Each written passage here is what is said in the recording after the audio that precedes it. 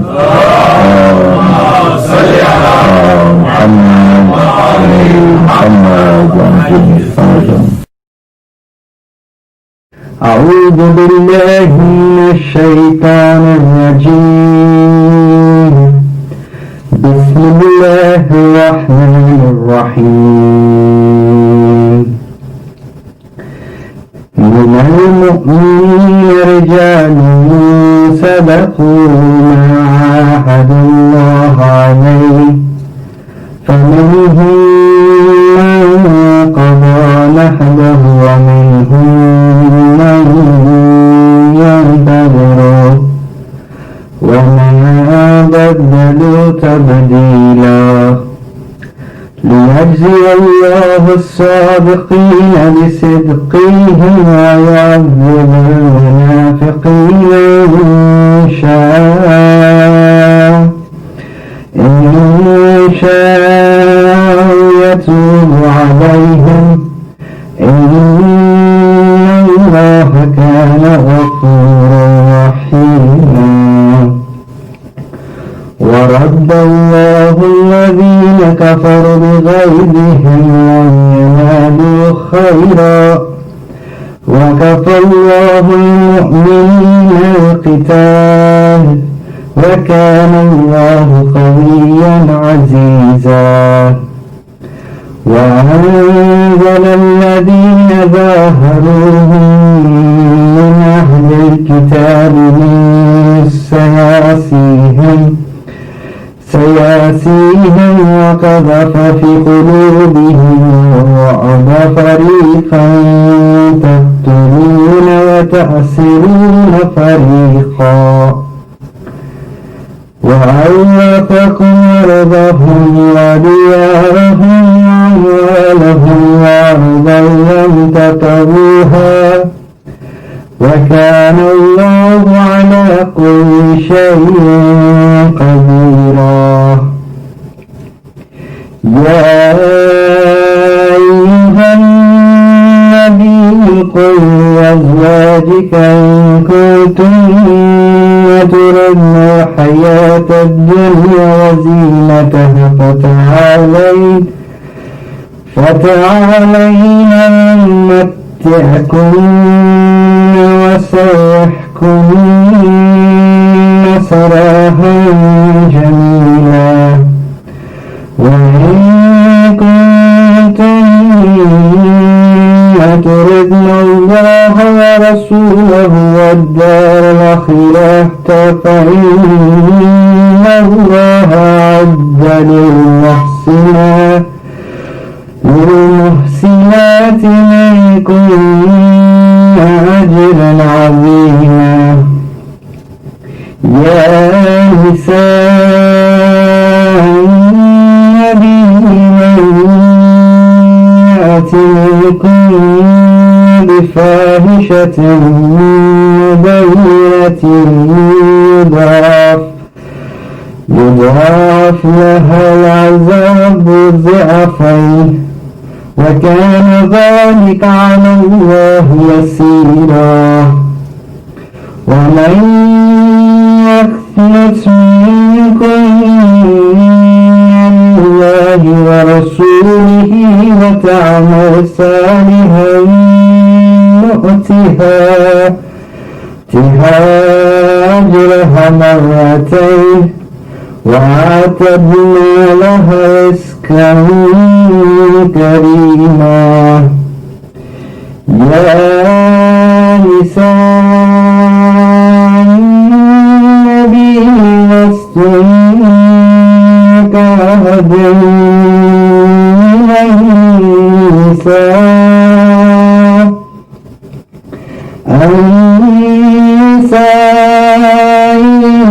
اتقيتن فلا تخضعن بالقول فيطمع الذي في قلبه مرض وقلن قولا معروفا.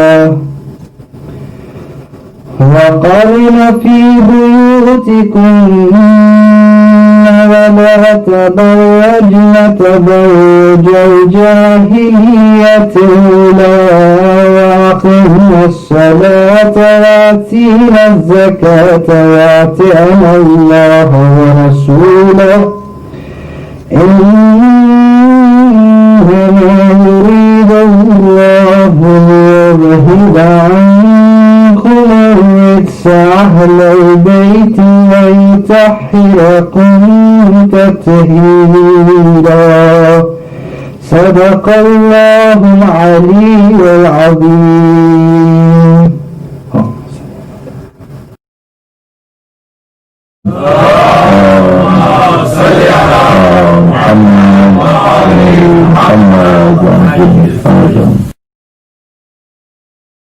لا حول ولا قوة إلا بالله العلي العظيم. أعوذ بالله من الشيطان اللعين اللعين الرجيم. بسم الله الرحمن الرحيم.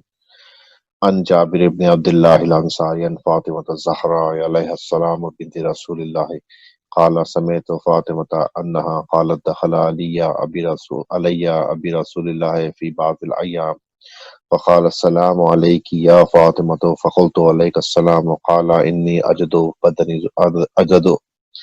إني أجد في بدني ضعفا فقلت له أعوذك بالله يا أبتاه من الضعف فقال يا فاطمة ائتيني بالكساء اليماني فغطيني به فأتيته بالكساء اليماني فغطيته به وصرت أنظر إليه وإذا وجهه يتلألأ كأنه البدر في ليلة تمامه وكماله اللهم صل على محمد وعلى محمد فما كانت إلا ساعة وإذا بولدي الحسن قد أقبل وقال السلام عليك يا أمه فقلت عليك السلام يا قرة عيني وثمرة فؤادي فقال يا أمه إني أشم عندك رائحة طيبة كأنها رائحة جدي رسول الله فقلت نعم إن جدك تحت الكساء فأقبل الحسن نحو الكساء وقال السلام عليك يا جده يا رسول الله أتأذن لي أن أدخل معك تحت الكساء قال وعليك السلام يا ولدي ويا صاحب حوزي قد أذنت لك فدخل معه تحت الكساء اللهم صل على محمد وعلى محمد فما كانت إلا ساعة وإذا بولدي الحسين قد أقبل وقال السلام عليك يا أمه فقلت وعليك السلام يا ولدي ويا قرة عيني وثمرة فؤادي فقال لي يا أمه إني أشم عندك رائحة طيبة كأنها رائحة جدي رسول الله فقلت نعم إن جدك وأخاك تحت الكساء فدنا الحسين نحو الكساء وقال السلام عليك يا جده يا رسول الله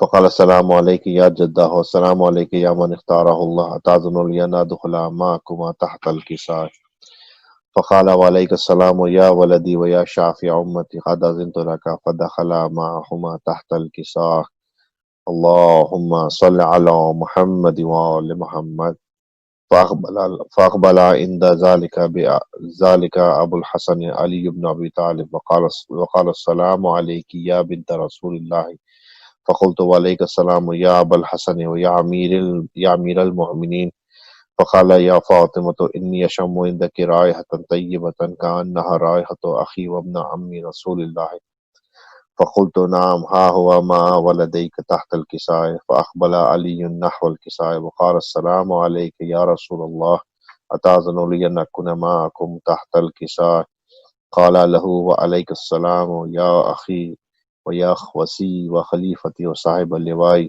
قد أذنت لك فدخل علي تحت الكساء اللهم صل على محمد وعلى محمد ثم أتيت نحو الكساء وقلت السلام عليك يا أبتاه يا رسول الله أتأذن لي أن أكون معكم تحت الكساء قال وعليك السلام يا بنتي ويا بزعتي قد أذنت لك فدخلت تحت الكساء اللهم صل على محمد وعلى محمد فلما اكتملنا جميعا تحت الكساء أخذ أبي رسول الله بطرفي الكساء وأومأ بيده اليمنى إلى السماء وقال اللهم إن هؤلاء أهل بيتي وخاصتي وحامتي لحمهم لحمي ودمهم دمي يؤلمني ما يؤلمهم ويحزنني ما يحزنهم أنا حرب لمن حاربهم وسلم لمن سالمهم وعدو لمن عاداهم ومحب لمن أحبهم إنهم مني وأنا منهم فاجعل صلواتك وبركاتك ورحمتك وغفرانك ورضوانك علي وعليهم واذهب عنهم الرجس وطهرهم تطهيرا اللهم صل على محمد وآل محمد. فقال الله عز وجل يا ملائكتي ويا سكان سماواتي إني ما خلقت سماء مبنية ولا أرضا مدية ولا قمرا منيرا ولا شمسا مزية ولا فلكا يدور ولا بحرا يجري ولا فلكا يسري إلا في محبة هؤلاء الخمسة الذين هم تحت الكساء. فقال الأمين جبريل يا ربي ومن تحت الكساء؟ فقال عز وجل هم أهل بيت النبوة ومعدن الرسالة هم فاطمة وأبوها وبعلها وبنوها اللهم صل على محمد وآل محمد. فقال جبريل يا ربي يتأذن لي أن أهبط إلى الأرض ليكون معهم سادسا. فقال الله نعم قد أذنت لك فهبط الأمين جبريل وقال السلام عليك يا رسول الله العلي الأعلى يقرأك السلام ويخصك بالتحية والإكرام ويقول لك وعزتي وجلالي إني ما خلقت سماء مبنية ولا أرضا مدية ولا قمرا منيرا ولا شمسا مضيئا ولا فلكا يدور ولا بحرا يجري ولا فلكا يسري إلا لأجلكم ومحبتكم وقد أذن لي أن أدخل معكم فهل تأذن لي يا رسول الله؟ فقال رسول الله وعليك السلام يا أمين وحي الله إنه نعم قد أذنت لك. فدخل جبريل معنا تحت الكساء فقال لأبي إن الله قد أوحى إليكم يقول إنما يريد الله ليذهب عنكم رجس أهل البيت ويطهركم تطهيرا اللهم صل على محمد وآل محمد. فقال علي لأبي يا رسول الله أخبرني ما لجلوسنا هذا تحت الكساء من الفضل عند الله. فقال النبي صلى الله عليه وآله والذي بعثني بالحق نبيا واصطفاني برسالة نجيا ما ذكر خبرنا هذا في محفل من محافل أهل الأرض وفيه جمع من شيعتنا ومحبينا إلا ونزلت عليهم الرحمة وحفت بهم الملائكة واستغفرت لهم إلى أن يتفرقوا. فقال علي عليه السلام إذا والله فزنا وفاز شيعتنا ورب الكعبة. فقال أبي رسول الله صلى الله عليه وآله يا علي والذي بعثني بالحق نبيا واصطفاني برسالة نجيا ما ذكر خبرنا هذا في محفل من محافل أهل الأرض وفيه جمع من شيعتنا ومحبين وفيهم محموم إلا وفرج الله همه ولا مغموم إلا وكشف الله غمه ولا طالب حاجة وإلى وقضى الله حاجته. فقال علي عليه السلام إذا والله فزنا وسعدنا وكذلك شيعتنا فازوا وسعدوا في الدنيا والآخرة ورب الكعبة. اللهم صل على محمد وآل محمد. اللهم صل على محمد وآل محمد. اللهم صل على محمد وآل محمد. Please recite Surah Fatiha for all the Mu'mineen, Mu'minat. اللهم صل على محمد وعلى آله الحمد لله رب العالمين الرحمن الرحيم مالك يوم الدين هذا الذي أنعمت عليه غير المغضوب عليهم ولا الضالين. أحد الله الصمد لم يلد ولم يكن له كفوا أحد. قل الله أحد الله الصمد لم يلد ولم يكن له كفوا أحد. اللهم صل على محمد وآل محمد وعجل فرجهم.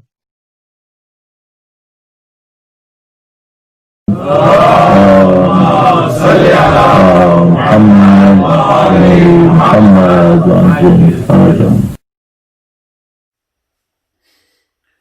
أعوذ بالله من الشيطان الرجيم.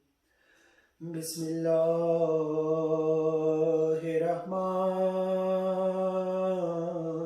الرحيم. صلوات. اللہم صلی علی محمد وآل محمد. خاک اور خون میں زہرا تیرا گھر ڈوب گیا، کوئی مقتل میں ادھر کوئی ادھر ڈوب گیا. خاک اور خون میں زہرا تیرا گھر ڈوب گیا، کوئی مقتل میں ادھر کوئی ادھر ڈوب گیا. ظلمت شب سے جو نکلا تھا ستارے کی طرح، ظلمت شب سے جو نکلا تھا ستارے کی طرح، ہائے وہ رے جری، ہائے وہ رے جری بعد سحر ڈوب گیا. کوئی مقتل میں ادھر کوئی ادھر ڈوب گیا.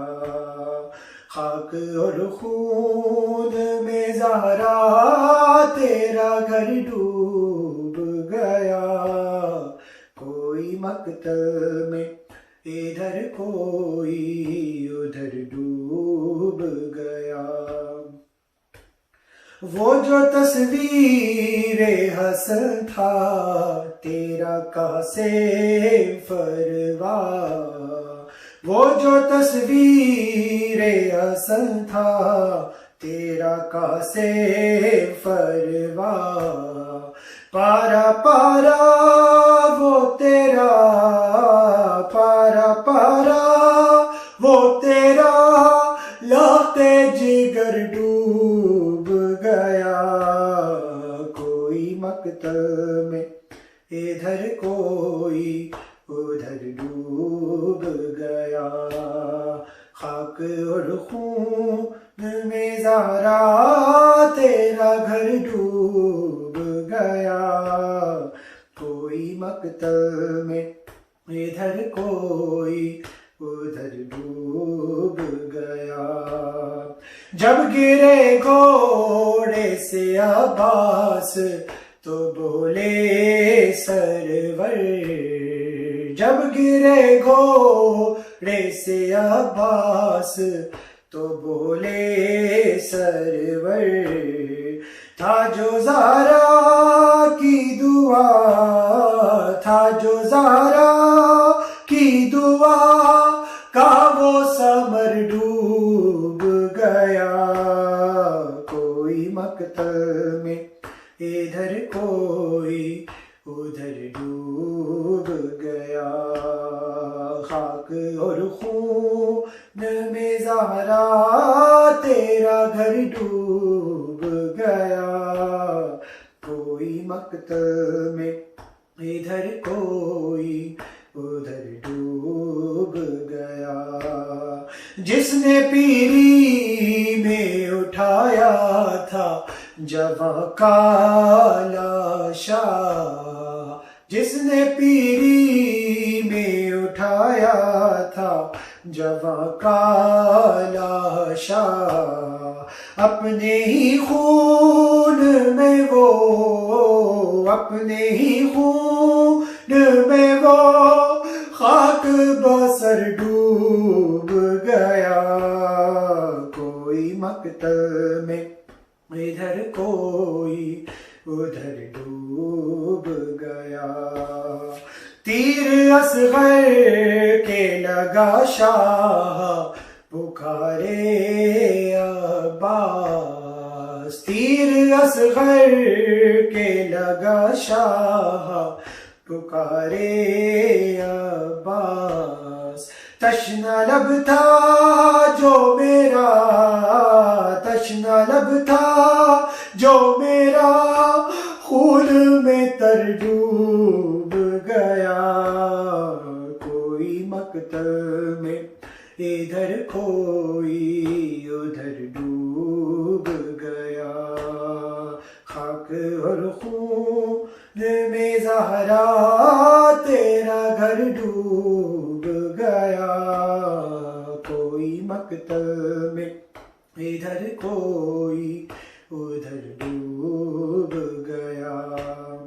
عصر عاشور تھے سجدے میں حسین ابن علی، عصر عاشور تھے سجدے میں حسین ابن علی، تیغ ظالم کی چلی، تیغ ظالم کی چلی، خون میں سر ڈوب گیا، کوئی مقتل میں ادھر کوئی ادھر ڈوب گیا۔ اور کشتی دین کو ساحل سے لگا کر کامل، کشتی دین کو ساحل سے لگا کر کامل، حوضے کوثر پہ وہ ابھرا، حوضے کوثر پہ وہ ابھرا، جو ادھر ڈوب گیا، کوئی مقتل میں ادھر کوئی ادھر ڈوب گیا، خاک اور خون میں زہرا تیرا گھر ڈوب گیا، کوئی مقتل میں ادھر کوئی ادھر ڈوب گیا۔ اللہم صلی علی محمد وآل محمد۔ صلی علی محمد وآل محمد وسلم۔ صلی علی محمد وآل محمد۔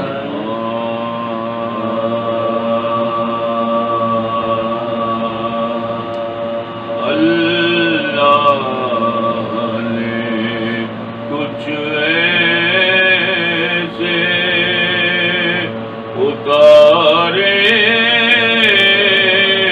ہیں محمد،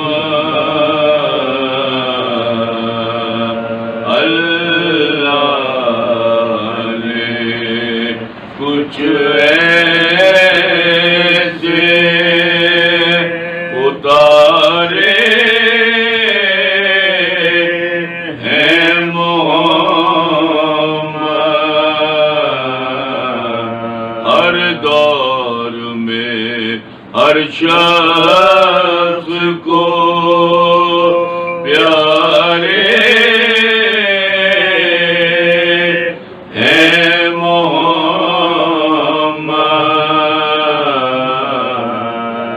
اکثر درے زہرا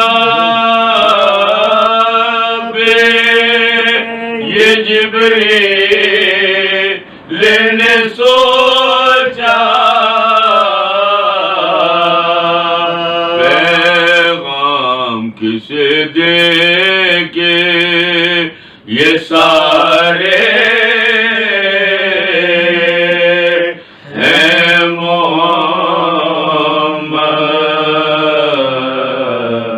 اللہ نے صلوات اور محمد۔ اللہم صلی علی محمد وآل محمد۔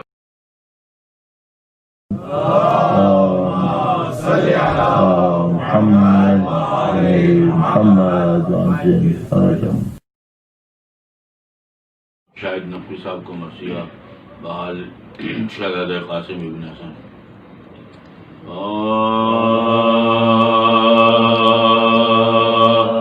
حسین جاتے قاسم کی لاش اٹھانے کو، حسین جاتے قاسم کی لاش اٹھانے کو، دل شکستہ پہ کو اور زخم کھانے کو، ایک اور منزل صبر و رضا بڑھانے کو، جگر کے ٹکڑے بیاباں سے چن کے لانے کو، نہیں کہ رحلتے قاسم کا کچھ ملال نہیں، لرز رہے ہیں قدم دل مگر نڈال نہیں، بڑے جو غیب میں شبیر سوئے فوج جفا، علی کی تیر نے ایک غش کر دیا برپا، ادھر کو مڑ گئے گھوڑے جدھر کو منہ اٹھا، پڑا تھا بھارتی فوجوں کی راہ میں لاشا، کیا جو پھر کے سواروں نے رخ سوئے قاسم، سموں سے گھوڑوں کے پامال ہو گئے قاسم، قریب لاشا قاسم جو پہنچے سرور دین، تو ایسے حال میں آیا نظر وہ جس میں حسین، تھوڑی دیر تو آ ہی سکا نہ دل کو یقین، کہیں کا کچھ نہ ہوا جسم دست و پاتے کہیں، ایک آغا بھر کے شہیدی زمین پہ بیٹھ گئے، جہاں کھڑے تھے لرز کر وہیں پہ بیٹھ گئے، لبوں پہ صبر کی بندش تھی، دل میں حشر بپا، اٹھائے بڑھ کے زمین سے کٹے ہوئے آزاد، نہ جانے کیسے تنے منتشر کو جمع کیا، ابا میں رکھ کے اٹھایا جنازہ قاسم کا، درستے ہاتھوں پہ جیسے پہاڑ اٹھائے ہوئے، چلے حسین سوئے خیمہ سر جھکائے ہوئے، مگر یہ سوچتے جاتے تھے دل میں سبت نبی، میں جب چلا تب تو خیمے کے در پہ تھی بھابی، حرم میں پہنچوں گا جب لے کے لاش قاسم کی، بجائے لاش وہ دیکھیں گی خون بھری گٹڑی، بسر کے دیکھ کے یوں پائے مال کیا ہوگا، ہے غیر حال میرا ماں کا حال کیا ہوگا، حرم میں پہنچے تو دیکھا کہ حشر ہے برپا، ملک رہی ہے سکینہ خاموش ہے کبرا، تڑپ کے مانے سوئے لاشا پسر دیکھا، جگر کو تھام کے بولی یہ کیا ہوا بھیا، یہ تو جانتی تھی سر کٹائیں گے قاسم، یہ کیا خبر تھی کہ یوں پس کے آئیں گے قاسم، ابھی تو سینے میں پہلا ہی زخم تازہ تھا، حسن کی لاش پہ بھی تیر آئے تھے بھیا، یوں تو پورا ہی قلبہ نبی کا سید جفا، تمہارے بھائی سے لے کے ہے کوئی قاتلہ، مگر جو تھی بھی شکایت تو مجتبہ کی تھی، تم ہی کہو میرے قاسم نے کیا خطا کی تھی، کہا امام نے بھابی نہ کیجئے اس کا ملا، شہیدوں میں ممتاز آپ کا یہ لا، نہیں ہے قسمت قاسم ہی جسم کا یہ حال، ہماری لاش بھی ہوگی اسی طرح پامال، وہی ہمارا بھی ہوگی جو ان کی حالت ہے، وہی ہماری بھی ہوگی جو ان کی حالت ہے، حسین ہو کے हसन सबकी एक किस्मत है। खुदा का शुक्र करो लाश कासिमा तो गई, हमारी लाश तो लाएगा भी नरन से कोई, फिर उसमें होगा ये तुरबा सितम भी है भाभी, नोच लेगी लिबासे बदन भी फौज शकी, झुलसती होगी हवा धूप भी कड़े होगी, हमारी लाश यूं ही दश्त में पड़ी होगी, झुलसती होगी हवा धूप भी कड़ी होगी, हमारी लाश यूं ही दश्त में पड़ी होगी। हुसैन जाते हैं खासे की लाश उठाने को।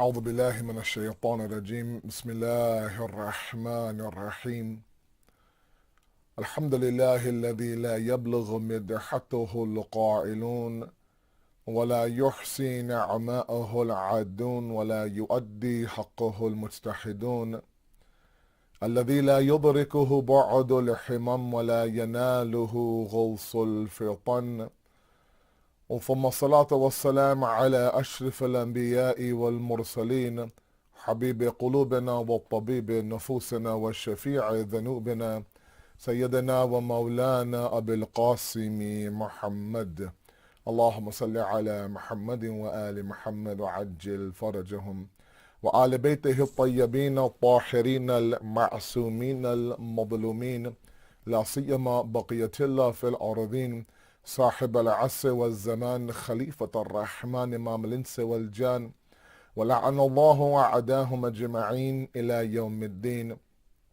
أما بعد فقد قال الله وقوله الحق بسم الله الرحمن الرحيم إن الدين عند الله الإسلام صدق الله العلي العظيم اللهم صل على محمد وآل محمد وعجل فرجهم.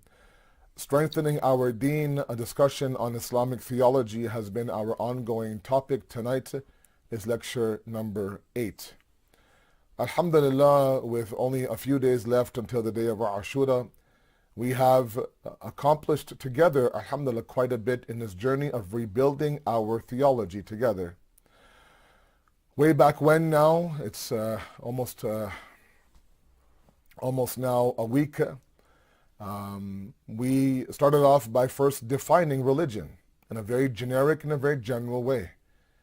And we started off by looking at the idea of the mafhum of the word deen. We're looking at the Arabic term of dayana, and then of course that chain of thought we talked about, the 6-link chain from fikr all the way until thought. We then went into the discussion on worldview. We talked about the idea of epistemology. We talked about the idea that if Deen as a salesperson comes, or if a salesperson comes to your front door selling Deen, what are those points of sale that the man will present to all of us? One is the fitra, one is history, the other is mizan and ihtimal mizan, if you remember. Then we talked about the idea that the aql is the only theory of knowledge that we can use at this stage in our discussion in order for us to answer the very important question of the two worldviews that we defined being, matter-based or immaterial-based. Which one is it? And according to logical, intellectual principles of our need for perfection and our search for the unlimited, we came up with the only worldview that can be accepted is the divine worldview. And then last night we looked at the idea that, okay, now that we understand the divine worldview, the basis of that divine worldview is a belief in one creator. What are those ways that we can understand the belief in one creator? Right? We talked about ilm huzuri, ilm husuli. Right? Making Allah subhanahu wa ta'ala hadir inside of us, God inside of us.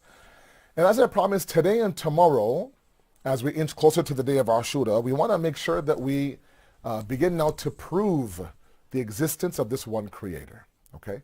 So we will look at together two different proofs. There's many now, but two of them. One is called Burhan al-Nazm.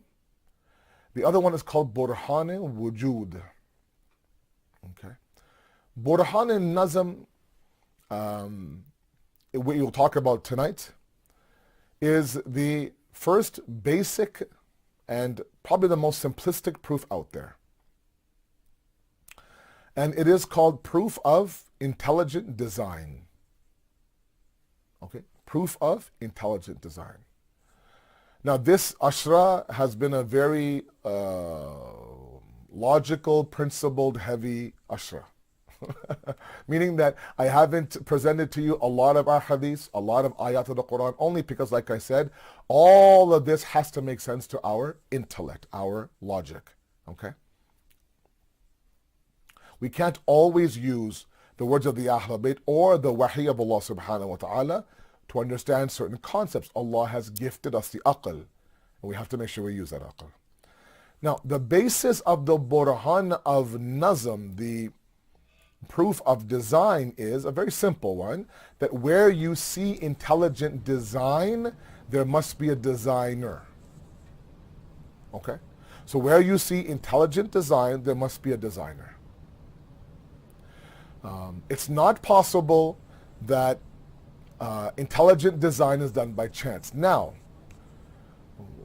the individuals who argue that this design that you see in this universe right now is by chance. A bang happened and everything kind of floated in its various places. Okay? If you hear some drilling, don't mind me. My neighbor right beside me is doing some renovations, heavy renovations. So unfortunately, that's one of the the challenges of having an online COVID Muharram is that you can't control that. So please, let's try to ignore that drilling sound. If you hear it, hopefully the mic has drowned it out, but hopefully if you do hear it, then that's just my neighbor, mashallah, I think, doing some renovations. Anyways, so where you see design, intelligent design, there has to be a designer. For the sake of my youth out there, my young ones out there, let me give you a very simple example, okay? Your father has been bothering you to clean your room. Clean your room, clean your room, clean your room. Mashallah, your room is so dirty that I can't see the carpet, okay? Clothes are everywhere, books are everywhere, the bed's not made, there's food everywhere, there's half-eaten bags of chips, there's a half-bitten donut, there's crumbs of Oreos all over the ground, right? Room's a mess. Okay, Dad, I'll clean it. I promise, Dad. Okay, Dad. Okay, Dad. Okay, Dad. You leave with your siblings somewhere. You go out somewhere. I don't know, you go to Costco, or you go to your friends, or you go to your cousins, or you go somewhere where, you should be going. You come back and your room is spotless. Spotless. The bed is made, the clothes are hung up, right? The chips are gone. Everything. And the first question you're going to ask is, who cleaned my room? Who cleaned my room? Not what happened here, how did this happen? No, who cleaned it? Because the moment that you see design, that you see that there is intelligent design and there's nazm here, right? Where you see nazm, there has to be a nazim there, right? In Urdu, we use the word munazzam. Something is munazzam. It's order. It's perfect. It's designed flawlessly. That munazzam has to have a nazim attached to it. Okay? So you walk in from your outing and your room is spotless. You're going to ask, who did this? Not only is it spotless, and please follow me, not only is it spotless, but everything is where it should be. So there's order and there's intelligent order. The socks are in the socks drawer, the clothes are hung up in the closet, the pillow is on the bed, my books are on the shelf. It's not like you came into your room and the room is clean, but it's chaos, okay? The books are in the sock drawer, the socks are hung up on hangers for some reason, right? The pillows are on my bookshelf, my clothes are laid out, folded on the bed, right? So while everything is in order, there's no intelligence, there's no wisdom, there's no sort of, intelligent design. Things are where they shouldn't be. That's not how you find your room. You found a room that not only is it clean, but it's also intelligently placed everything. Meaning that the individual that came, whoever did it, whatever system came to clean my room, knew exactly where to place everything. Okay? Now you might think, or somebody might think, well, okay, happened once, maybe by chance. How do I know someone did it? What if this happens every week? What if this happens continuously? What if your father keeps asking you, clean your room, clean your room, clean your room, and every time you go on your weekly outing, wherever you go to run some errands and get some groceries, you come back and every single Sunday your room is clean. Every single Sunday your room is clean. Sorry. Every single Sunday your room is clean. That means that not only is there intelligent design, there's continuous intelligent design, which means that if it was by chance in the beginning, that chance is gone. We can't keep saying by chance, by chance, by chance, by chance, by chance, if it's happening on a continuous basis. Okay? Use this very simple example and come to Allah subhanahu wa ta'ala and come to God himself. The basis of the divine worldview is what? That there is intricate design in this universe. Nobody can deny it, and no one does deny it. The denial or the difference of opinion or the contradiction is that while individuals like myself and you believe in a divine worldview now, we believe that it is that creator that placed everything where it should be. Whereas those who believe in the atheist worldview believe in a bang, and with that bang now particles floated out and things were placed as they are now. Okay? The problem with now is that we assume that it was done once and that's it. No. There's a constant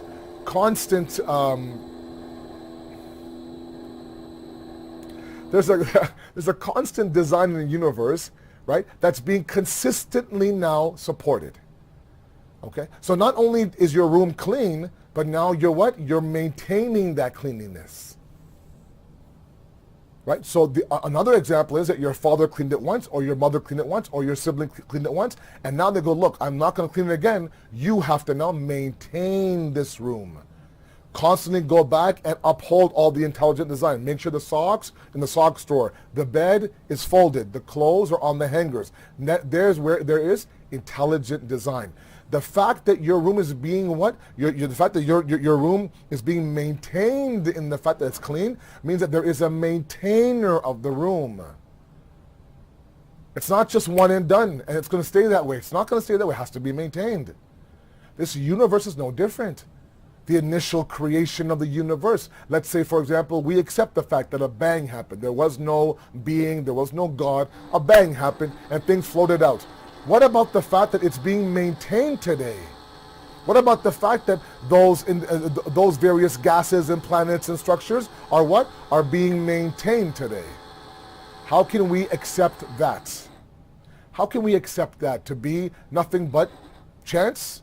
Nothing but, well, that's just how it is? Or simply understand it to be a force that's beyond God? Okay?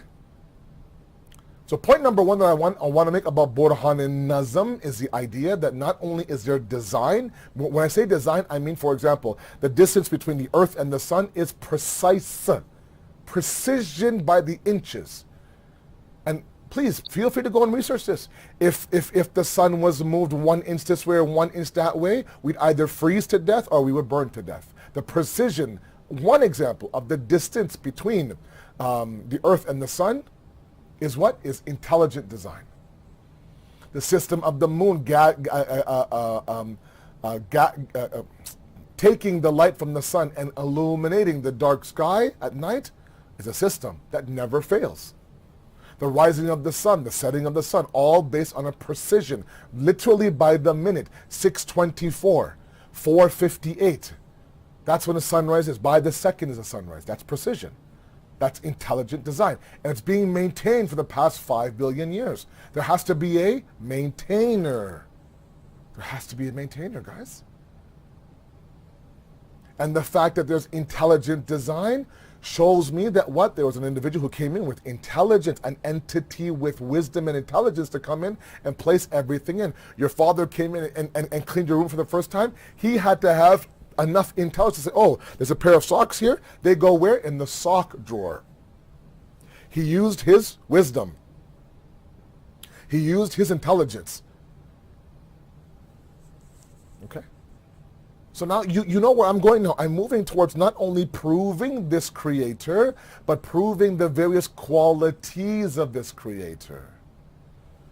In the book that I'm constantly referring to, Aqaid, Theological Instructions, Ayatollah Misbah Yazdi, may Allah protect him, give him a long life. He spends more time talking about the qualities of this divine creator as opposed to proof of his existence, because he actually says that it is through the research and through the study and the analysis of the qualities of God that he'll make more sense to you, as opposed to what the actual logical proofs. So that's why he literally only brings in 2 proofs. And today and tomorrow I'll talk about these 2 proofs, and this will segue into the qualities of that God. And I may only have to, I may only need to spend, maybe I only have, let's say, 1 actual Majlis for that. The day of Ashura is only Masa'ib, as you know.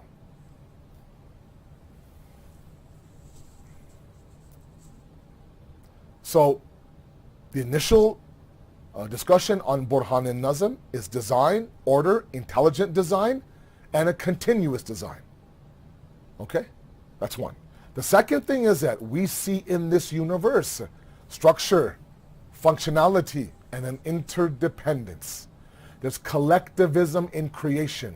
There is a movement now towards one. Everything seems to be going towards one. يُسَبِّحُ لِلَّهِ مَا فِي السَّمَاوَاتِ وَمَا فِي الْأَرْضِ. Everything does tasbih of this creator, glorifies this creator. Where مَا فِي السَّمَاوَاتِ وَمَا فِي الْأَرْضِ. Everything in the skies, everything on earth. What is this tasbih about? I mean, I understand my tasbih, I understand your tasbih. There's rosary beads going, Allah, Allah, Allahu Akbar, Allahu Akbar, Allahu Akbar. I get that, that's tasbih, I understand. There's a dhikr coming from my tongue. But the sun, the mountains, the moons, the planets, the animals, the birds in the sky, the trees, how are they doing tasbih of Allah? When they now begin to tread the path by which they were created, that's the glorifying of their creator. So every day for 5 million years, the sun has risen. In the rising of the sun is its own tasbih of Allah. Okay? There is a collectivism in this universe that can't be denied. There is a greater good, a greater group that can't be denied.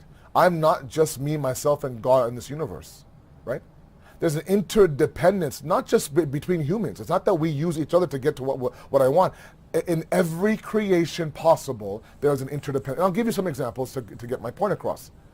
Okay? My point is this interdependence is a very intricate system that requires, like I said, wisdom and order and intellect and design and intelligence. It can't be done just by some sciences and some theories and a bang and that's it. No. The Quran says, مَا مِن دَابَةٍ فِي الْأَرْضِ وَلَا طَائِرٌ يَطِيرٌ بِجَنَاحَيْهِ إِلَّا أُمَمًا أَمْثَالُكُمْ. Beautiful, beautiful verse of the Quran. Sorry, I banged my ring on the table there. Beautiful, beautiful hadith. It says that the animal on the earth, مَا مِن دَابَةٍ فِي الْأَرْضِ. There is not an animal on the earth, nor is there a bird in the sky that's flying what? بِجَنَاحَيْهِ, with their 2 wings, except that what? إِلَّا أُمَمٌ أَمْثَالُكُمْ. Except that they're just like you, meaning us human beings, in our genus. Genus or comes from ummah. Ummah meaning one nation, one idea. This idea that we are collectively now moving towards one thing. A genus is, a group, a distinction, a unifying factor. What is that unifying factor? Where am I, Asad Jafri? Where is this animal on the ground? Where is that bird in the sky? Right? That's why the ulama say we're equally created of everything in the universe, everything, from our fingerprints to each other as humans to every other existence. Me and the trees, me and the mountains, me and the animals, me and the rocks. We are equally created, but not created equally. We are equally created, but not created equally. So what binds us together as one interdependent system is the fact that we have one creator. Now that has to be proven, I get it. And we'll prove that in Burhan al-Wujud tomorrow night. But at least tonight, let's understand there is an interdependence that one cannot deny. And the Quran refers to it as the fact that everything does tasbih of Allah, and the fact that the animal on the ground, the bird in the sky, and you, the human being, all of you belong to the same umum, the same genus, the same form. Not genius, genus or genus. The idea that one group, okay? And the idea that we are all equally created. I'm a creation, the animal's a creation, the bird in the sky is a creation. Okay? Now, where is this interdependence? Let me give you an example, a very simple example. The example is that I'm having a plate of rice. Palau, biryani, dal chawal, right? Okay? Delicious rice.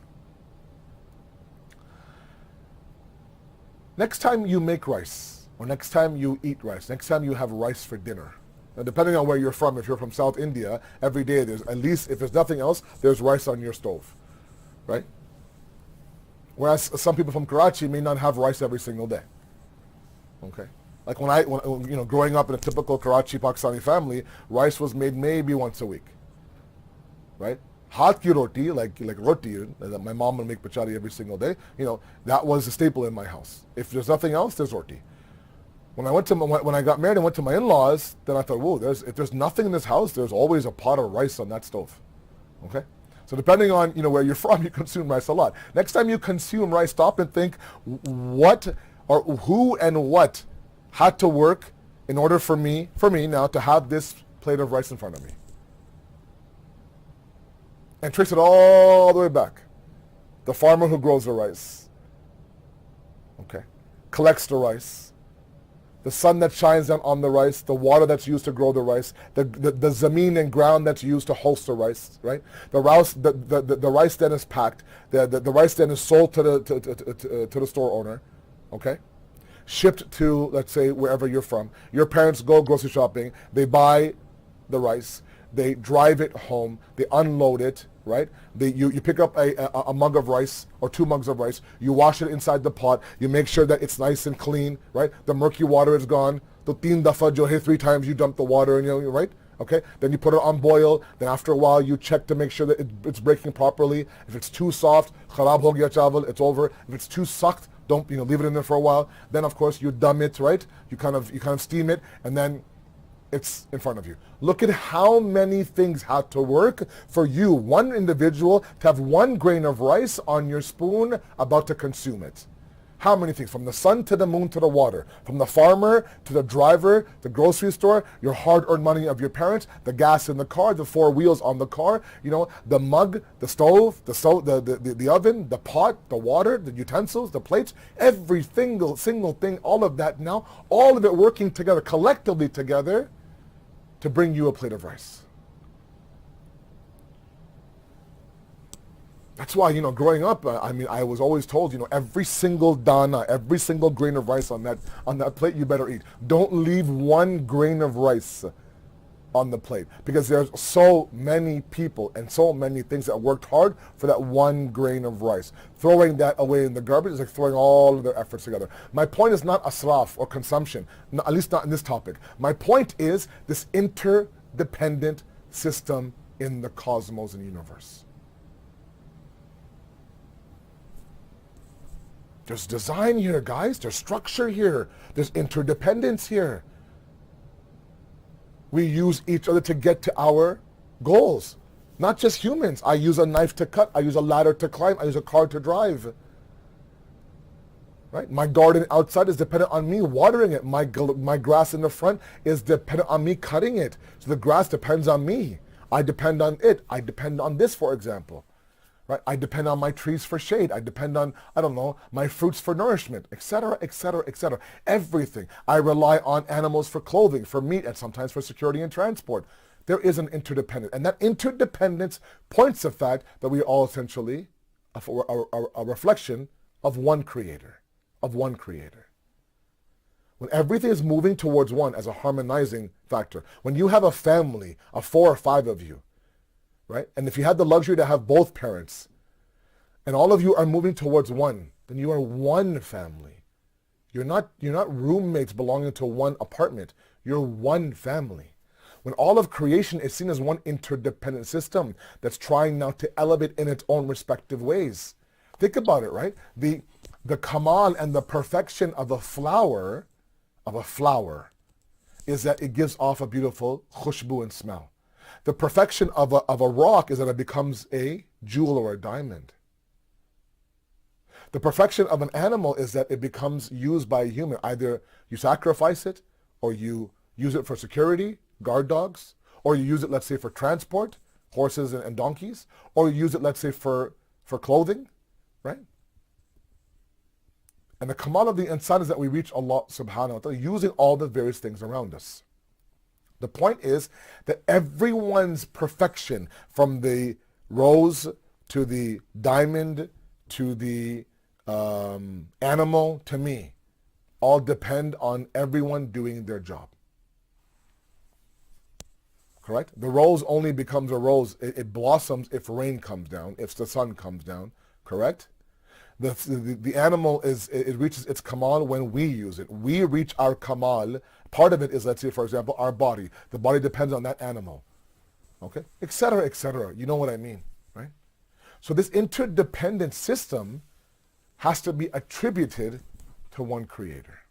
Now, if I have time, and I will have time, inshallah, I'll make sure that I don't end the Ashar without answering this question. Why does it have to be one, Sayyid Asad? Why are we qualifying or quantifying God to be one? Why can't we have 5 gods? And before the Ashar ends, I will answer that question. That's one of the pressing questions a lot of my youth ask. Why can't we believe in 10 gods, 5 gods, 2 gods? You take the east of the planet, I take the west. Or you take the top, I take the bottom.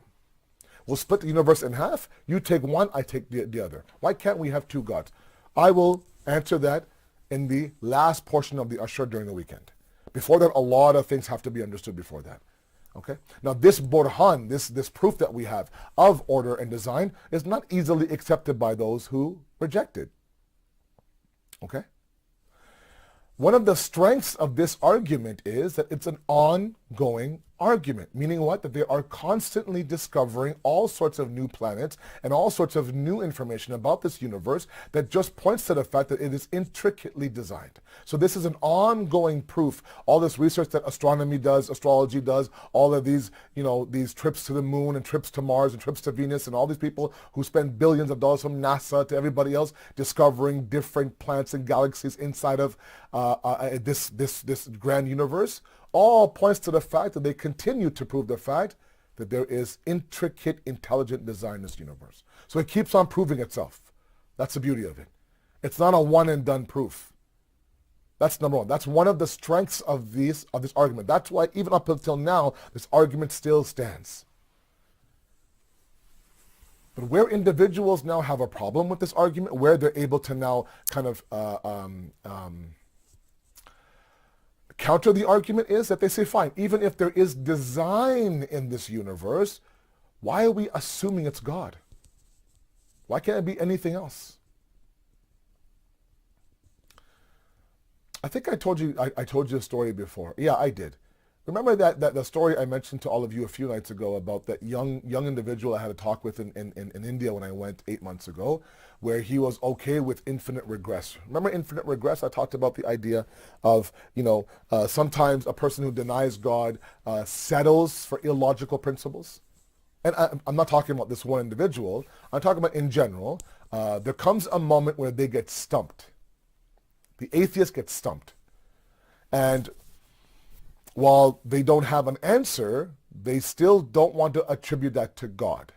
So remember always one thing, to my young guys out there who really want to sit there and defend God and debate about God and you go online sometimes and on these chat and these groups and these Instagram, these Facebook posts, you like to kind of go to war with words with these people. The onus to prove God is not on you. The onus to prove God is on them. Meaning that your premise is that I believe in God.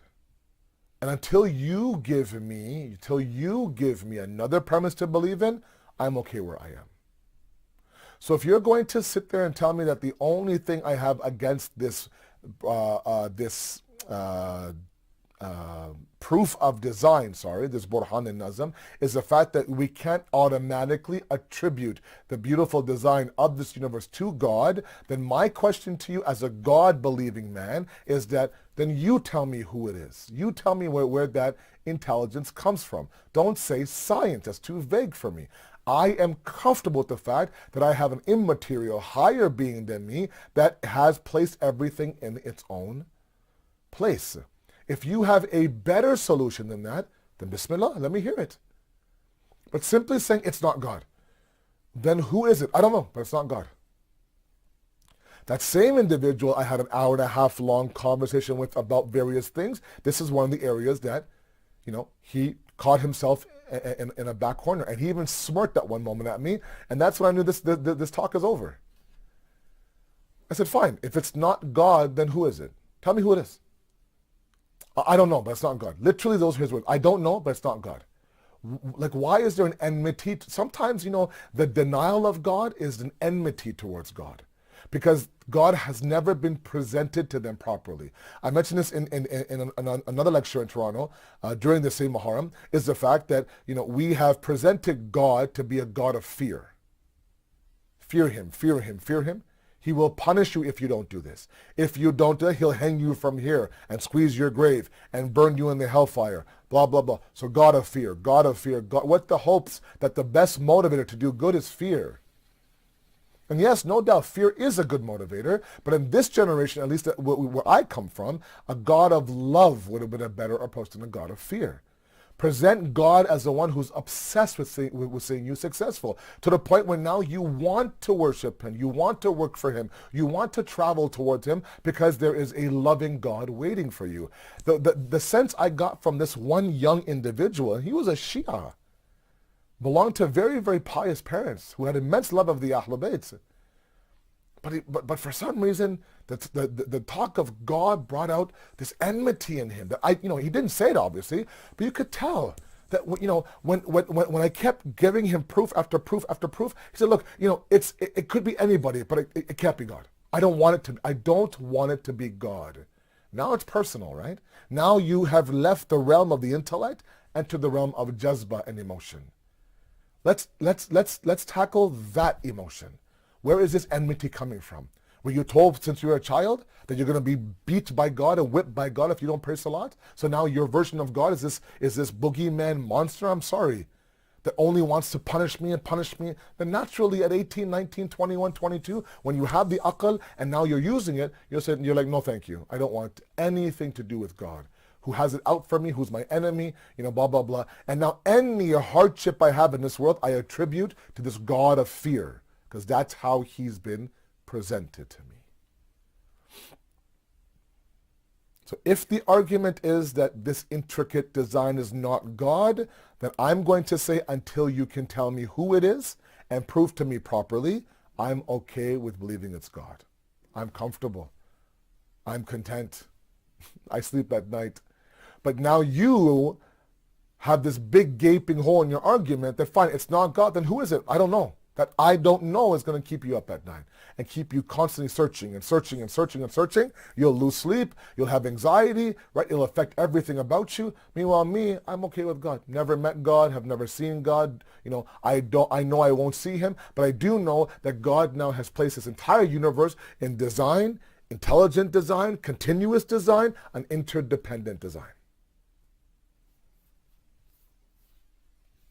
And that cannot be denied. This is where now, and last point I move towards Masaib, this is where it's important that we understand the other theories of knowledge. Remember, in that discussion, I had an entire majlis on epistemology, theories of knowledge. What do we use to know what we know? Remember that discussion? Empirical knowledge, ilm tajrubi, narrative knowledge, ilm naqli, mystical knowledge, ilm shahudi, and intellectual knowledge, ilm aqli, correct? Before we identified the right worldview, we said the only epistemology that can be used is aqli, intellectual. 1 + 1 = 2. Can't be denied. Now that we have entered the city of the divine worldview, now we know, okay, fine, divine worldview.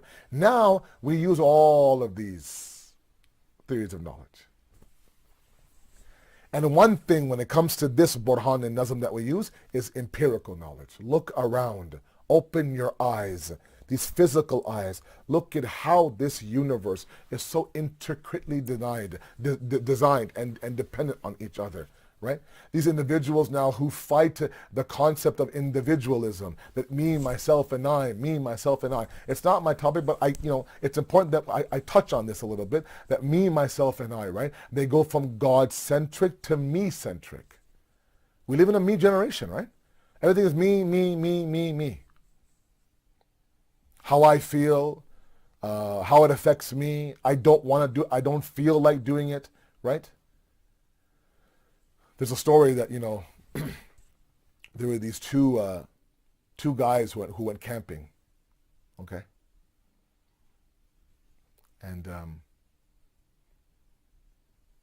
the first night in the tent, and there's a big sign in the parking lot of the campsite, bears on site, please be careful.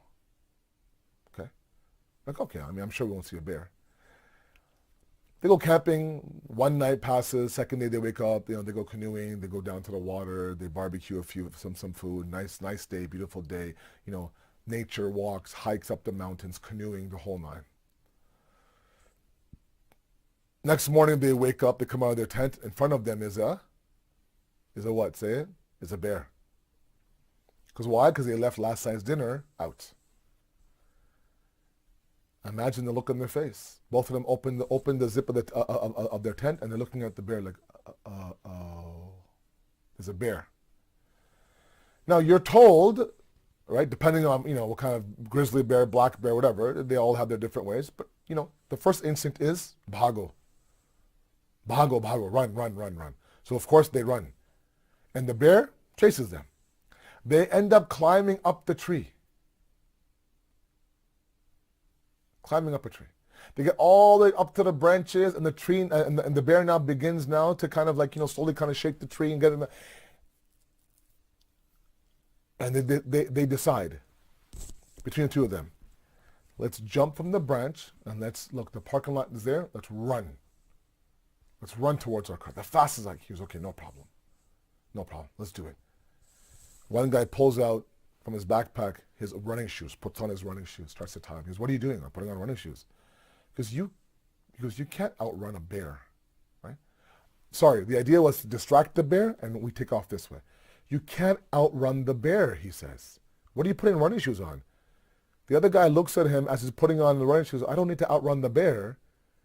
I need to outrun you. It's all about the individual. It's all about me, myself, and I. Right? It's all about me, myself, and I. This entire process of Amr bil Ma'ruf and Nahi anil Munkar doesn't exist anymore. It's a forgotten wajibat. To enjoin the good, look out for each other, to forbid the evil, save each other, all that is gone. To each his own. Mind your own business. Tumhe kya hai bhai? Right? If somebody takes off her hijab, let's say, and puts it on Facebook, for example, and someone calls her out, she goes, "Mind your own business, uncle. Mind your own business, please. This is me and God. It's not you and God."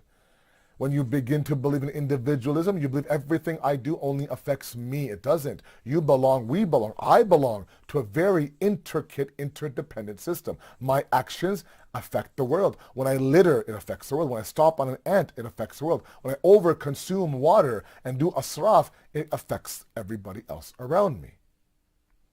When I stop on someone's rights, it affects everybody around me. When I refuse to wear a mask during a pandemic and go to Costco by not wearing a mask, I might be comfortable, but I affect everybody around me. That effect will only be felt when you believe that you belong to a collective group.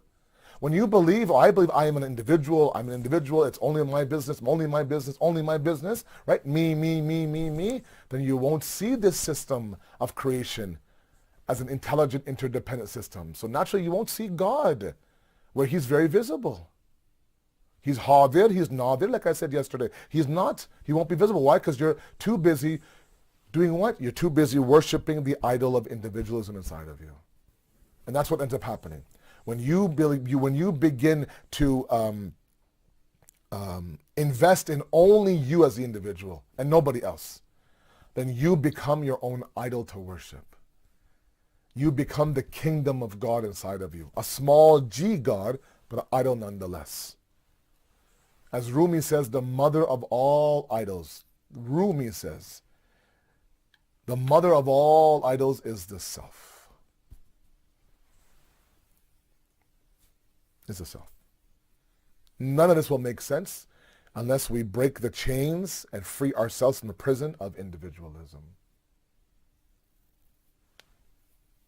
And see ourselves as part of a collective reality.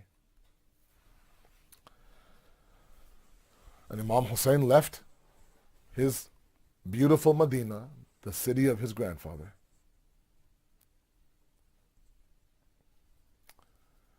to break the chains of the individual Khalifa Yazid. Didn't care about the people, didn't give them what they want. The role of a Khalifa, the role of any leader, even today, the role of any leader is to provide security and serenity and comfort and security to his people. All these failed leaders of today in any government, be it in the superpower here or in the East, all of them are individuals who have proven themselves to be individualistic. To be worried about the economy as opposed to lives. Worried about votes as opposed to lives. Their ego won't allow them to put a mask on. Their ego won't allow them to shut down the economy in order for the country to what? To somehow survive this pandemic. No. All of that breeds individualism. Imam Hussain left the comforts of Medina and sacrificed one after the other to say you belong to a greater good. You belong to Amr bil Ma'ruf. كنتم خير أمة أخرجت للناس تأمرون بالمعروف وتنحون عن المنكر وتؤمنون بالله. What makes you, Surah Al Imran, what makes you the greatest nation amongst the men, amongst the people, amongst the humans. Not your individual salat, not your individual hajj or fasting, not your individual khums. What makes you the greatest group and the greatest nation is that you look out for each other. You push each other towards good and you call each other out towards evil. Al-mu'minina wal-mu'minat ba'aduhum awliya'u ba'ad. The believers are what? Are friends of each other. Look out for each other. Support each other.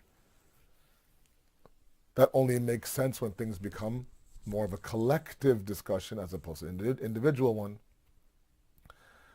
And the sacrifice that Imam Hussain has made is adhim. And sometimes it's hard enough to sacrifice your own children, but sometimes it's even harder to sacrifice the children of your siblings.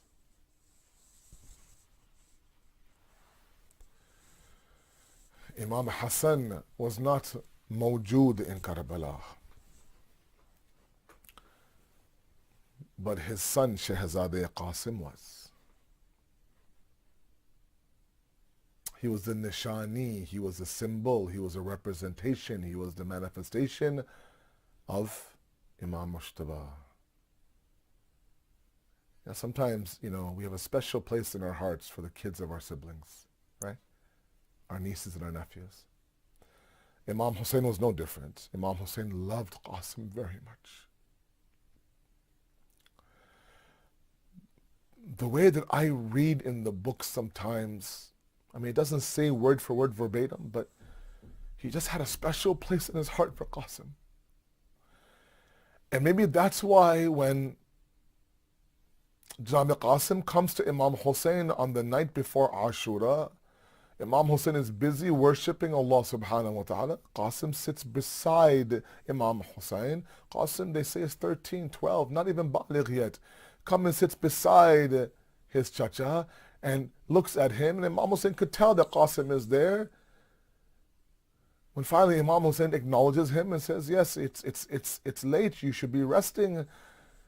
He says, Chacha, you have a fairest, you have a list of the shuhada for tomorrow.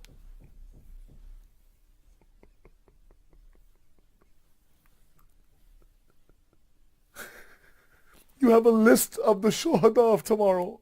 Yes, I do. Am I on that list? And the way the books describe, he was adamant, he had to know, am I on that list? Imam Hussain ignored him. What do you say? What do you say to the 12-year-old, 13-year-old son of your brother? What do you say? He ignored him. He ignored him. He went busying his worship. Chacha, am I on that list? Chacha, am I on that list? He kept asking. Imam Hussain turns to Qasim. Qasim, you ask about you. My 6-month-old Ali Asghar is on that list.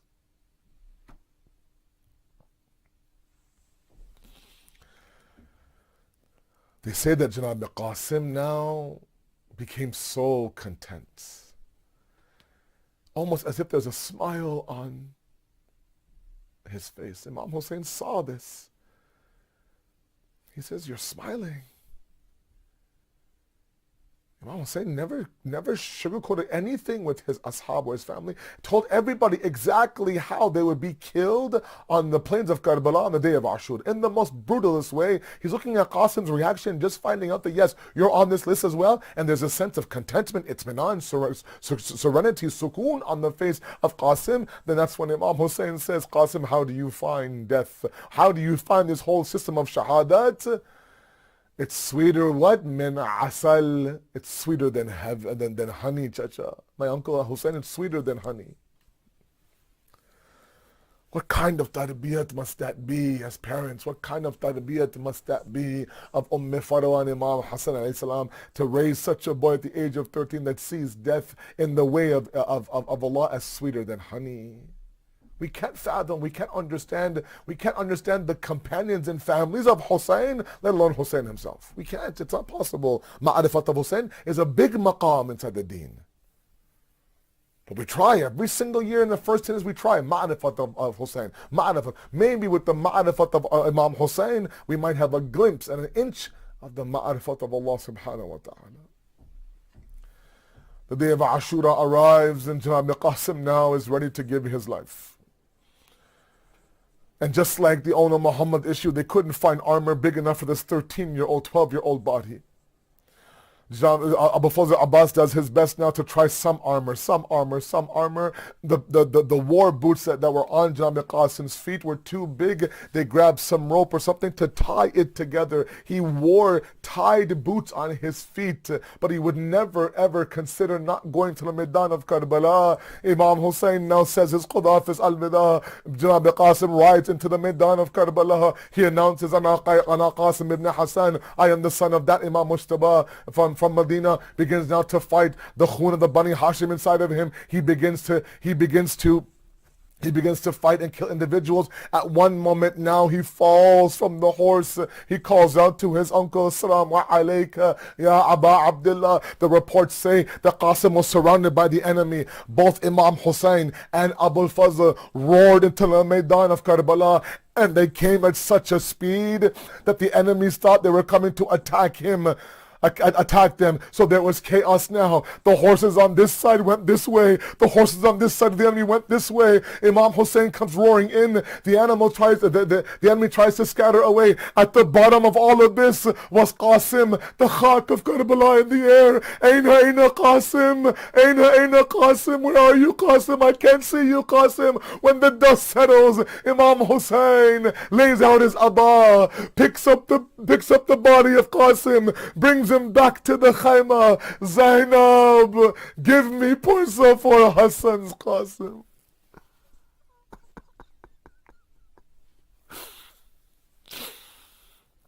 سيعلم الذين ظلموا أي منقلب ينقلبون. Inna lillahi wa inna ilayhi raji'un. We ask you, Allah subhanahu wa ta'ala, to accept this qaleel al-ibad, inshallah. We ask you, Allah subhanahu wa ta'ala, to give us that tawfiq to understand your deen, to follow it, to submit to it, inshallah. We ask you, Allah, to weaken the hands of the enemies of humanity, to cure all those who are suffering from the coronavirus, be it our brothers and sisters in faith or our equals in humanity. And finally, Allah, we ask you, allow us to be those ashab of the Hussain of our time, inshallah. Assalamu alaikum wa rahmatullahi wa barakatuh.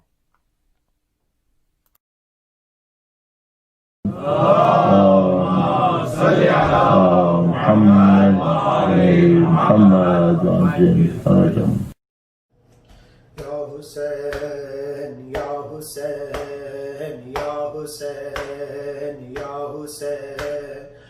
Qasim نہیں لبدا، قاسم نہیں لبدا، کت رہ گیا حسن دا جایا، قاسم نہیں لبدا، کت رہ گیا حسن دا جایا، قاسم نہیں لبدا، او میں زینت آپ بٹھایا، قاسم نہیں لبدا، کت رہ گیا حسن دا جایا، قاسم نہیں لبدا، قاسم نہیں لبدا، او کچھ ٹکڑے چاچے چائے، کچھ بن گئے خاک شفائے، کچھ ٹکڑے چاچے چائے، کچھ بن گئے خاک شفائے، نہ ثابت خیمے آیا، قاسم نہیں لبدا، نہ ثابت خیمے آیا،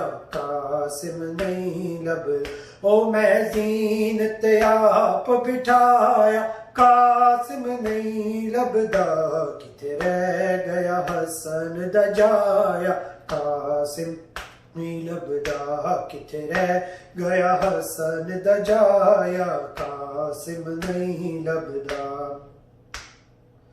او جویں مالی پھل چڑھدا اے، ایویں لاش چڑھی مولائے، جویں مالی پھل چڑھدا اے، ایویں لاش چڑھی مولائے، ہر ٹکڑا چن چن چایا، قاسم نہیں لبدا، ہر ٹکڑا چن چن چایا، قاسم نہیں لبدا، او میں زینت آپ بٹھایا، قاسم نہیں لبدا، کت رہ گیا حسن دا جایا، قاسم نہیں لبدا،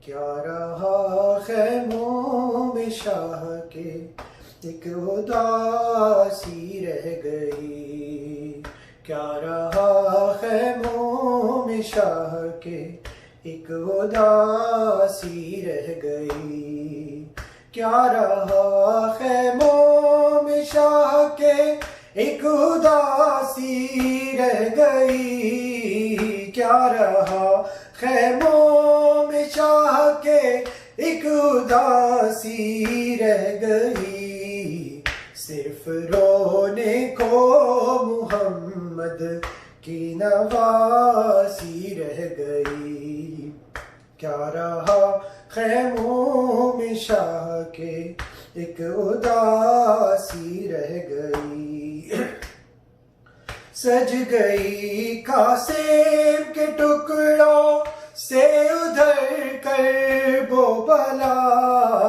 سج گئی قاسم کے ٹکڑوں سے ادھر کرب و بلا، ماں ادھر بیٹے کی دلہن کو سجاتی رہ گئی، کیا رہا خیموں میں شاہ کے ایک اداسی رہ گئی، چھینتا تھا شمر چادر اور زینب بار بار، چھینتا تھا شمر چادر اور زینب بار بار، اپنی چادر کے محافظ کو بلاتی رہ گئی، کیا رہا خیموں میں شاہ کے ایک اداسی رہ گئی،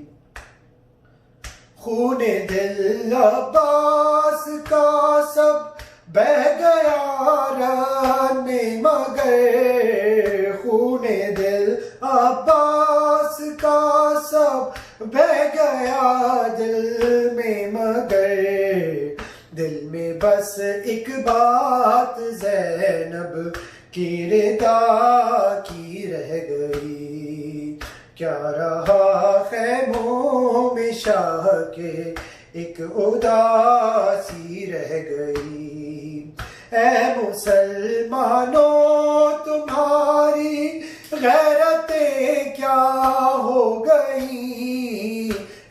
مسلمانوں تمہاری غیرتیں کیا ہو گئیں، تم تماشائی تھے زینب منہ چھپاتی رہ گئی، کیا رہا خیموں میں شاہ کے ایک اداسی رہ گئی، صرف رونے کو محمد کی نواسی رہ گئی، کیا رہا خیموں میں شاہ کے ایک اداسی رہ گئی۔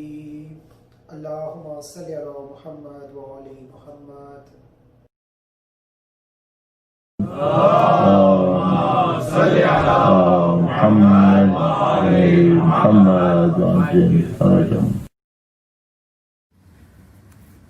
یا حسین یا حسین یا حسین یا حسین یا حسین یا حسین یا حسین یا حسین یا حسین، کبھی اس ٹکڑے پر ہے قاسم، کبھی اس ٹکڑے پر ہے قاسم، کبھی اس ٹکڑے پر ہے قاسم، کبھی اس ٹکڑے پر ہے قاسم، کبھی اس ٹکڑے پر ہے قاسم، کبھی اس ٹکڑے پر ہے قاسم، ہائے قاسم ہائے ہائے قاسم، ہائے قاسم ہائے ہائے قاسم، کبھی اس ٹکڑے پر ہے قاسم،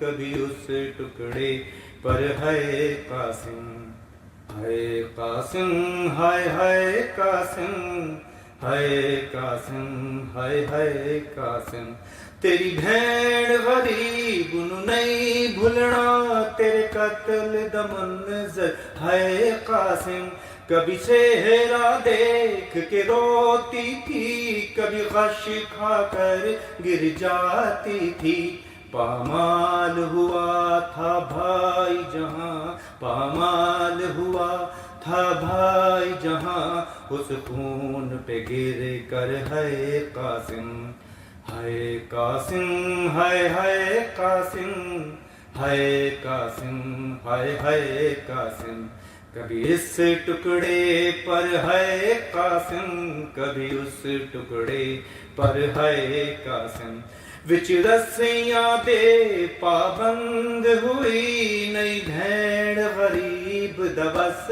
کوئی، وچ رسیاں دے پابند ہوئی، نئی بھیڑ غریب دا بس کوئی، ہوندے ہاتھ آزاد تے مر جاندی، ہوندے ہاتھ آزاد تے مر جاندی، تیرا ماتم کر کے ہائے قاسم، ہائے قاسم ہائے ہائے قاسم، ہائے قاسم ہائے ہائے قاسم، کبھی اس ٹکڑے پر ہے قاسم، کبھی اس ٹکڑے پر ہے قاسم، تینوں نال دعاواں ماں اجڑی میدان دے پاس ٹورے آسی، تینوں نال دعاواں ماں اجڑی میدان دے پاس ٹورے آسی، اودی محنت کر پامال گیا، اودی محنت کر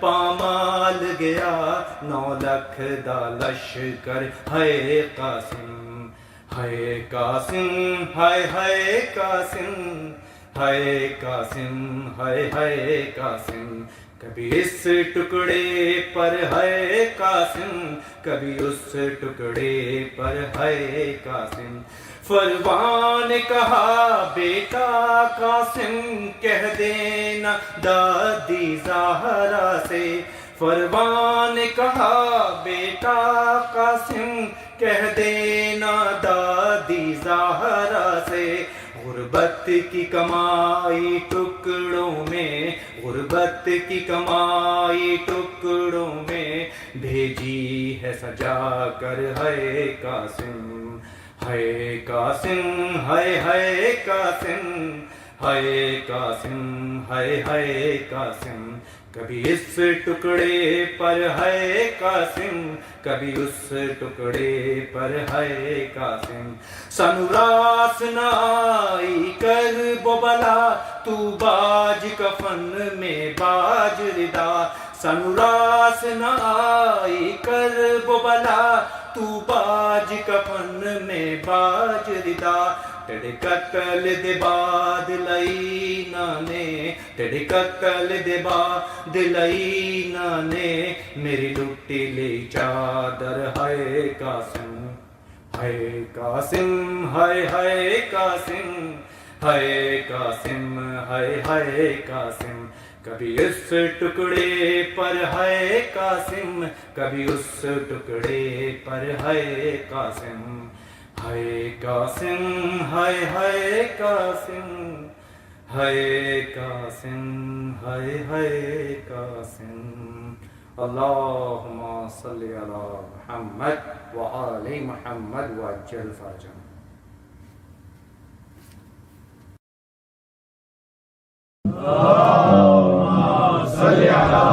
محمد محمد وعجل فرجهم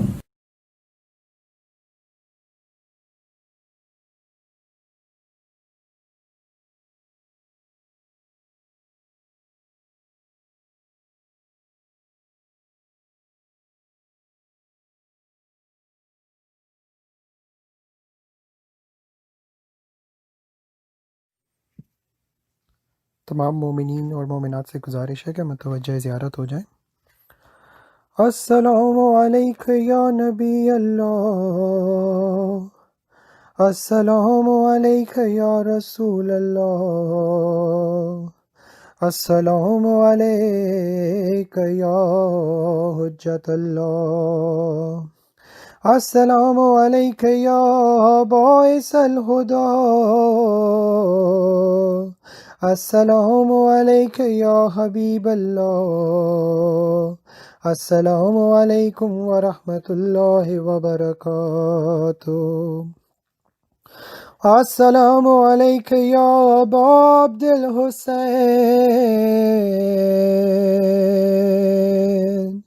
السلام علیک یا ابن رسول اللہ، السلام علیک یا ابن امیر المومنین و ابن سید الوسین، السلام علیک یا ابن فاطمۃ الزہراء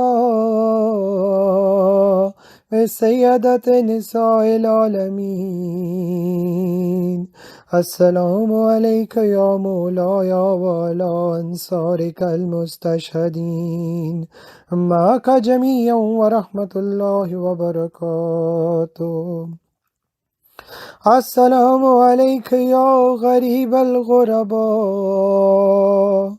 السلام علیک یا معین الضعفاء والفقراء، السلام علیک یا مغیث الشیعۃ والزوار فی یوم الجزاء، السلام علیک یا انیس النفوس، السلام علیک ایہا المدفون بارض طوس، السلام علیک وعلی آبائک السبع وابنائک الاربع ورحمۃ اللہ وبرکاتہ، السلام علیک یا صاحب العصر والزمان، علمان علمان علمان، السلام علیک یا خلیفۃ الرحمن، السلام علیک یا امام الانس والجان، السلام علیک یا شریک القرآن، السلام علیک یا قوم الکفر والطغیان، السلام علیک یا دافع الظلم والعدوان، عجل الله تعالى فرجك وسهل الله مخرجك وجعلنا من أنصارك ورحمة الله وبركاته. سب مل کر دعا امام زمانہ پڑھتے ہیں. اعوذ باللہ من الشیطان الرجیم. بسم اللہ الرحمن الرحیم. اللہم قول ولیک حجت ابن الحسن صلواتک علیہ وعلی آبائہ فی ہذہ الساعۃ وفی کل ساعۃ ولیاً وحافظاً وقائداً وناصراً ودلیلاً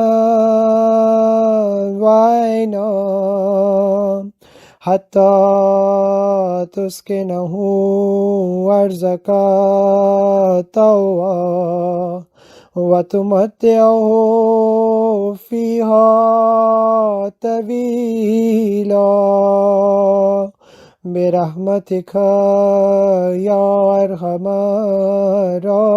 الراحمين. اللهم صل على محمد وآل محمد وعجل فرجهم.